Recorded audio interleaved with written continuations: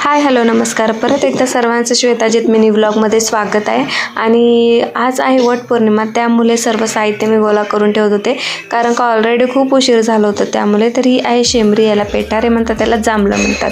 तर ही फळं आहेत ना आमच्या जंगलामध्ये भेटतात, कारण का आमच्या इथून जंगल जवळच आहे. तर ही रानटी फळं आहेत आणि तुम्हाला पण ही माहीत आहेत की नाही नक्की सांगा कमेंटमध्ये. तर आजची साडी आणि माझं लुक कसं वाटते नक्की सांगा. तर ही जी साडी आहे ना ती मला ॲनिव्हर्सरी गिफ्ट घेतलेली आहे. तर काही कारणास्तव ॲनिव्हर्सरी तर सेलिब्रेट करायला भेटली नाही, पण ठीक आहे बोलो, वटपौर्णिमेच्या दिवशी तरी साडी आपण वेअर करू. तर साडी कशी वाटली नक्की सांगा. तर आज वटपौर्णिमा आहे, तर याच्या निमित्त मी आज कोकणात पण आली होती, त्यामुळे वडपूजन मी इकडेच करणार कोकणात केलं. तर हा जो झाड आहे ना वडाचा, तर तो खरंच खूप म्हणजे जुना झाड आहे. इथे आम्ही, ही मुलगी दिसते ना तुम्हाला लहान, तर तिच्या वयाच्या असताना आम्ही इथे असेच पिशव्या घेऊन बसायचो. तर आम्ही 5-6 जणी म्हणजे अशा मैत्रिणी होतो लहान.